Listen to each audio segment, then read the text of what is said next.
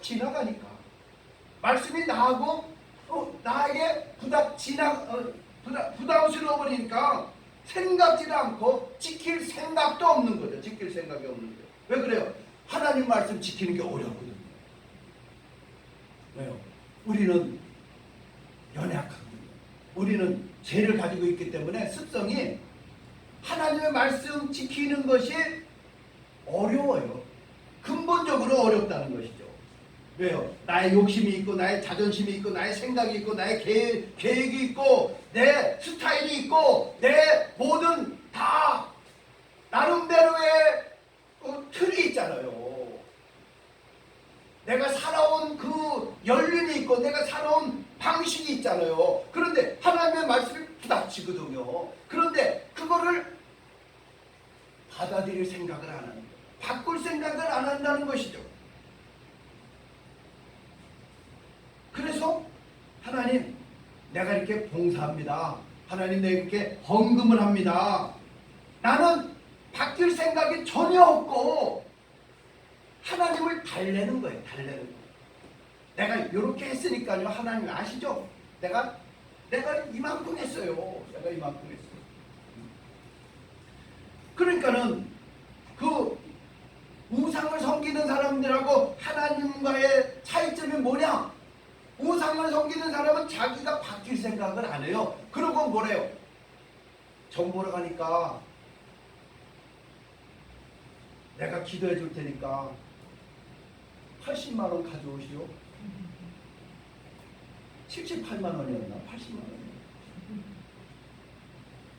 그 나쁜 일이 있으니까 내가 기도하면은 그거 없애줄 테니까 돈 가져오시오. 아, 구슬해야 된다. 구슬해야지 그 나쁜 저거가 물러갑니다. 절을 해야지, 치성을 드려야지. 그러면은 나쁜 것이 쫓아나게 되고 복이 들어옵니다. 잘 됩니다. 하나님을 그렇게 생각하시는 거, 하나님을 그렇게 생각하는 거예요. 그냥 우상 귀신들의 나에게 그냥 복만 갖다 주고 나의 소원을 들어주고 나의 어떠한 요구를 관철시키고 그러한 대상으로 여긴다는 것이죠. 그러니까 우상 섬기는 사람들은 나는 안 바뀌어요. 나는 안 바뀌어요. 그냥 요구하면 주면 되는 거예요. 돈을 요구하면 돈을 주고 절하라면 절하고 달래는 거죠. 귀신을 달래고 그 신을 다 달래고 그래서 나에게 그 액땜하고 좋은 것이 오게끔 만들겠다는 그런 수단으로밖에 여기지 않는다는 것이죠.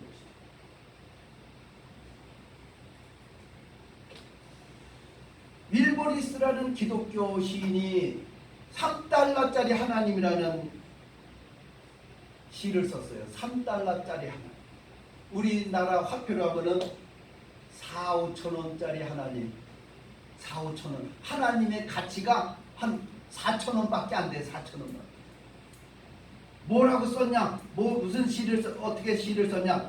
나는 주님의 작은 일부만을 사고 싶습니다. 내 영혼을 깨트리지 않을 정도만, 수면을 방해받지 않을 만큼만, 내 인생이 사로잡히지 않을 만큼만, 따뜻한 우유 한 잔만큼이면 됩니다. 내 죄책감을 조금 누그러뜨릴 만큼이면 나는 3달러어치만 하나님을 사고 싶습니다.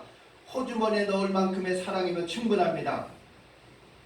내 마음이 바뀌지 않아도 될 정도만, 시간 날 때 교회 가고 싶은 마음이 들 정도만, 햇빛을 받으면 낮잠을 즐길 수 있을 정도면 됩니다. 나는 변화를 원하는 것이 아닙니다. 나는 다시 태어나는 것을 원하는 것이 아니라 모태 머물며 온기를 즐겨 지내기를 원합니다.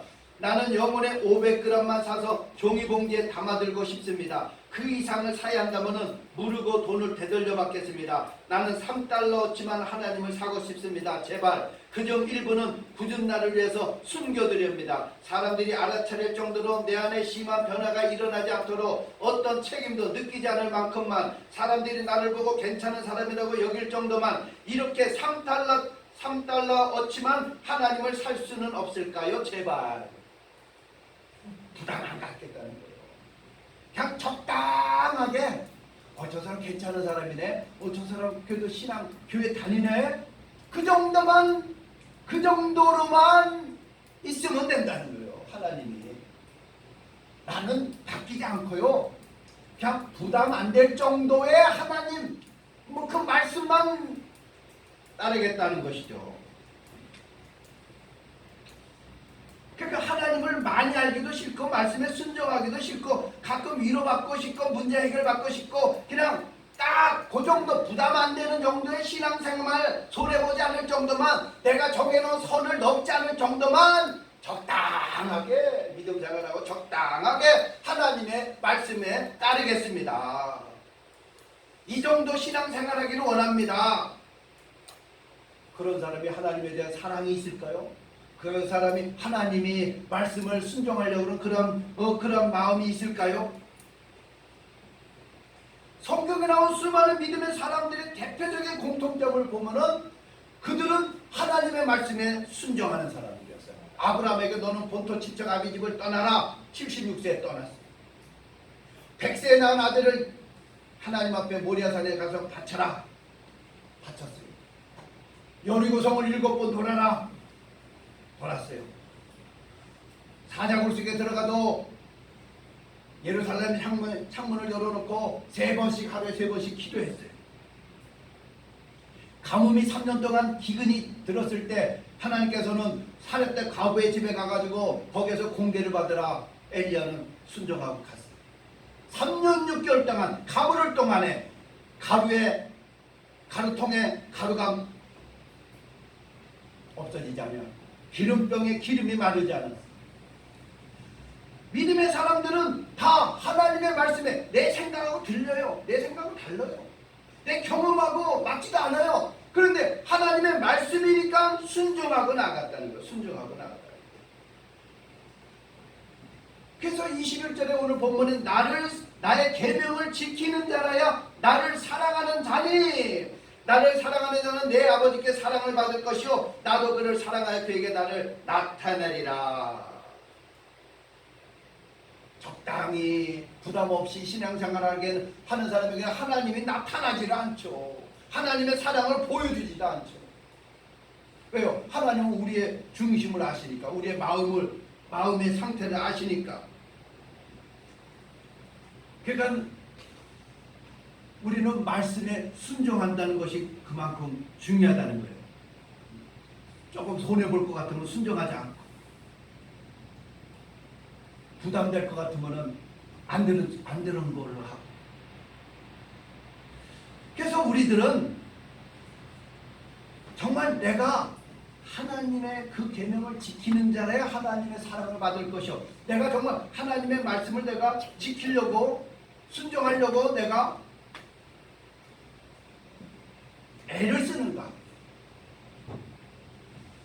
그래서 정말 하나님의 사랑을 내가 주님을 사랑합니다. 내가 주님의 말씀에 순종합니다. 그러한 말씀에 대한 부닥침에 반응을 하고 순종하기를 원하는 주의 성도들 되기를 주님의 이름으로 축원합니다. 마지막으로 사랑하면은 아까운 게 있을까요? 사랑하면은 주고 싶어요.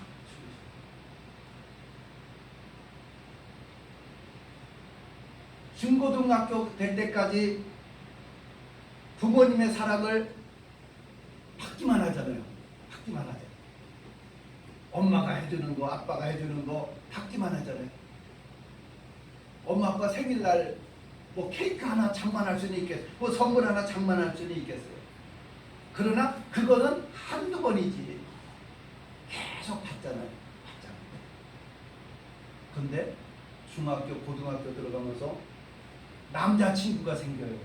여자친구가 생겨요. 그럼 어떻게 할까요? 그 다음부터는 받는 것보다는 주고 싶어요. 주고 싶어요. 남친이 뭐 좋아할까? 여친이 뭐 좋아할까? 자꾸 이제는 주머니에서 뭐가 나와요. 뭐가 나와. 받으려고 하는 게 아니라 자꾸 주려고 하는 거예요. 왜 그럴까요? 받는 기쁨에서 주는 기쁨을 알게 되는 거예요. 우리가 예수님이 시몬 집에 가지고 식사 대접을 받았어요. 근데 한 여인이 들어오더니 옥합을 그걸 예수님 머리부터 쭉 붓는 거예요. 그 가치가 300데나리온이에요. 300. 우리나라는 한 수천만 원 되는 거예요. 그걸 한순간에 부어버려요. 한순간에. 우리 생각으로도 그렇죠. 아니 수천만 원을 한 번에 주님 앞에 몽땅 들여버렸어요. 옆에 있던 가룟 유다가 깜짝 놀란 거예요. 이야, 왜 이렇게 허비해? 왜 이렇게 낭비해? 이거 한 번에 부어버리면 이거 다시 쓸 수 없잖아, 이거.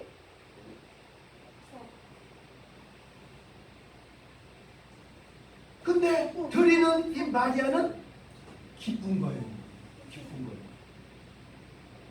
그러니까 예수님이 얼마나 그 마리아의 헌신을 기뻐했느냐면은 이 복음이 전파되는 곳에 이 여인의 행한 일도 기념하도록 이 여인의 행한 일을 알리라고 그랬어요. 이 마리아는 어떤 마음이었어요? 예수님에게는 아깝지가 않은 거예요. 드려도 이 옥합이라는 것은 여인의 지창금이라 하잖아요. 결혼할 때 여인이 계속 모아놓고 그것을 팔아가지고 결혼 비용을 쓰는지 하여튼 이게 저축하는 거예요. 저축. 결혼할 때 쓰기 위한 그런 옥합이었다는 거죠. 그런데 예수님 앞에 한 번에 버버렸어요. 한 번에.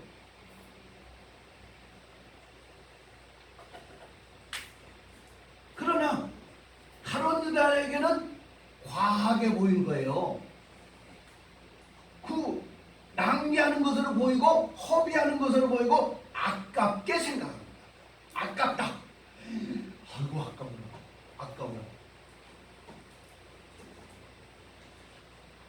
기독교 역사에서 주님을 위해 목숨을 드렸던 그들이 다른 사람이 보기에는 그렇게까지 공부하고 그렇게까지 우리나라에 온 선교사들이요 그때 당시에 최고의 엘리트들이었어요. 최고의 엘리트들이었어요. 조선 땅은 알아주지도 않는 땅, 어둠의 땅, 아주 무지의 땅, 아주 가고 싶지 않는 땅이었어요. 알려지지 않는 땅이었어요. 가면은 풍토병에 걸리죠. 가면은 자식들이 풍토병으로 죽을 거 알고 또 그 선교지의 상황이 얼마나 열악한 것을 알면서도 불편을 감수하고 목숨을 감수하고 한국에 오는 거죠. 우리 최식규 형제가 요르단에 갔잖아요. 요르단에 가면은 집에 있는 것 같이 편할까요? 날씨는 얼마나 덥겠어요. 또 성교하기가 얼마나 어렵겠어요. 누가 떠밀었나요? 가라고? 막 강요했나요? 자발적으로 갔어요. 왜 그래요? 성교를 위해서, 복음 위해서 나 가겠다는 거 가겠다.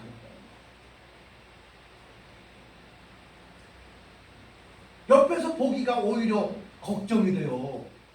저렇게 해도 되나? 1년 동안 그런 모슬림권에 가가지고 그렇게 생활해도 되나? 위험할 텐데. 근데 본인은 기꺼이 기쁜 마음으로 가는 거예요. 사도 바울이 3차 전도 여행을 마치고 예루살렘에 왔는데 사람들이 막 붙잡는 거예요. 예루살렘에 올라가면요 결박당하고요, 거기에서 능욕당하고요, 큰일 나요. 가면은 큰일 나요. 막 붙잡는 거예요. 근데 사도 바울은 뭐라고 얘기하고 있어요?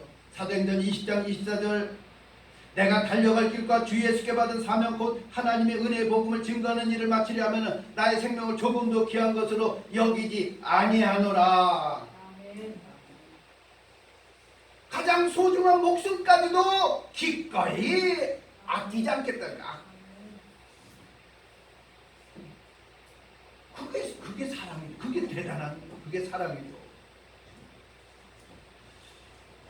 우리는 주님을 위해서 그렇게 한번 드려봤나요? 나의 시간과 물질과 재능과 젊음을 주님께 드려봤나요? 부담이었나요? 다윗은 왜 하나님 마음에 합하다고 여겼느냐? 다윗은 하나님의 성전을 짓고 싶었어요. 근데 너는 피를 많이 흘렸기 때문에 너는 안 돼. 내 아들 때는 그래 허락하마. 성전 짓는 거 허락했어요. 그랬더니 다윗이 성전 지을 모든 재료를 하나하나 다 준비했어요. 다윗이 다 준비해놨어요. 그리고 하나님 앞에 뭐라고 했는지 아세요?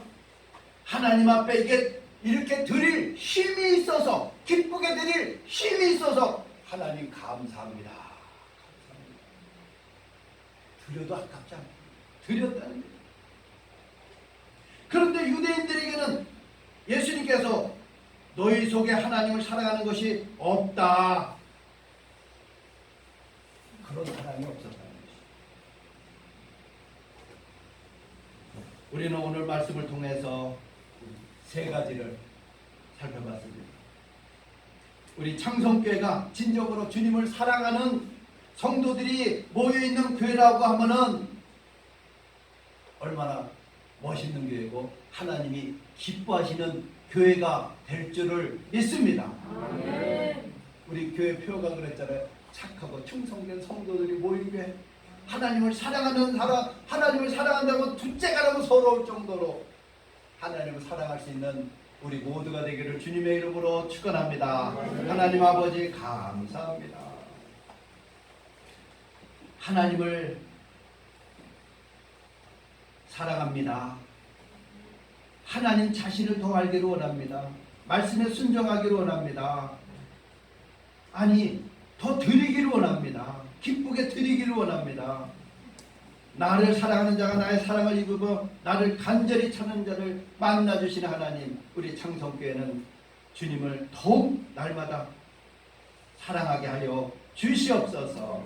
예수님의 이름으로 기도합나이다. 아멘. 오늘 봉헌 찬송은 우리 허세라 김경숙 자매가 드리도록 하겠습니다.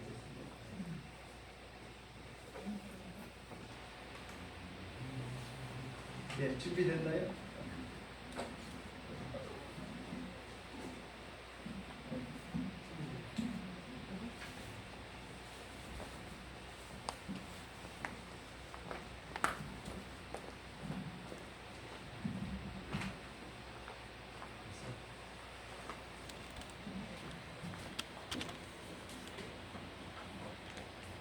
사진도 좀 찍어줘야 되거든요.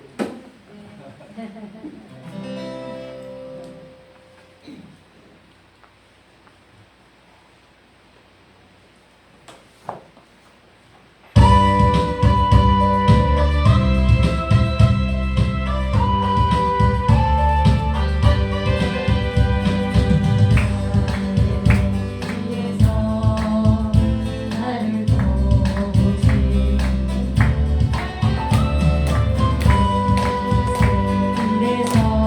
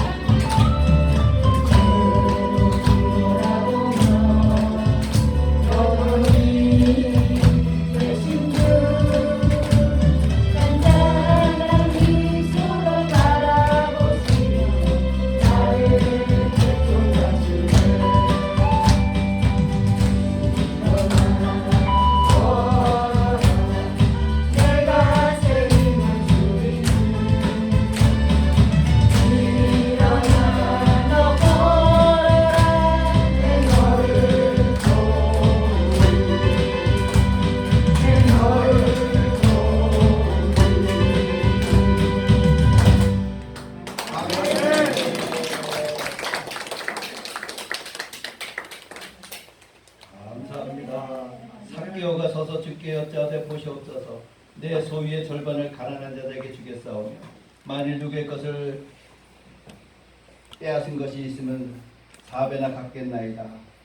사랑하는 성도들이 봉헌한 예물을 기쁘게 받으시는 하나님 아버지, 믿음으로 요동하는 세상 속에서도 불안하지 않고 평안한 마음으로 살게 하신 은혜를 감사드리며 예물에 담아 하나님 앞에 올려드립니다.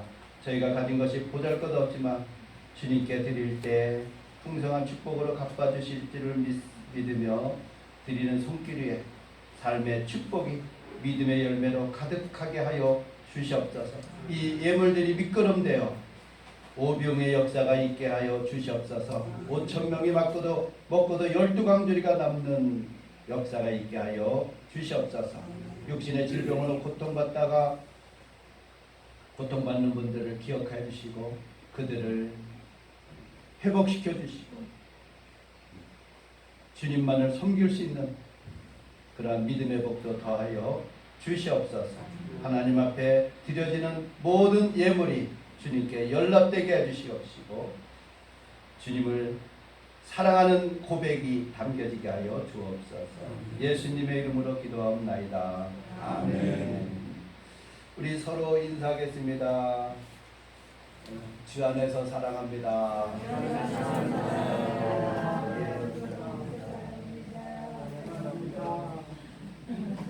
사랑합니다.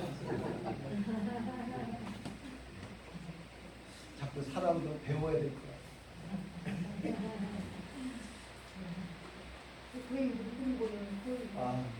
그리고 우리 문옥신 권사님 남편이 병원에서 퇴원하셨나요? 어저께까지 전화할 때는 퇴원을 안 하셨는데 퇴원하셔가지고 서울 가셨대요. 아, 서울로 가셨대요? 가시는 가시는 중이에요. 그러시군요. 그래요. 위에서 기대해 주시기 바랍니다. 그리고 우리 최시규 형제가 벌써 요르단으로 간 지가 얼마 됐죠 벌써? 한 달 좀 넘었네? 한 달? 그렇죠. 그래서 우리 교회적으로도 선교하는데 조금이라도 동참하는 그런 마음을 담았고요. 우리 최연자 목사님이 항상 선교헌금을 드려요. 그래서 그 선교헌금하고 우리 교회에서 조금 보태고 또 1년 단위로 1년 기한을 정해서 갔기 때문에 한시적으로 이제 그 선교에 동참하고자 하는 분들이 이렇게 또 선교 헌금 하는 것도 이렇게 모아가지고 전달하고 있습니다. 그렇게 아시기 바랍니다. 뭐 홍화선 집사님 보충 설명 없습니다. 그렇게 요번 달부터 그렇게 진행하고 있습니다. 그렇게 이해하시기 바라겠습니다. 예, 우리 찬송가 59장 그리고 축도로 마치도록 하겠습니다.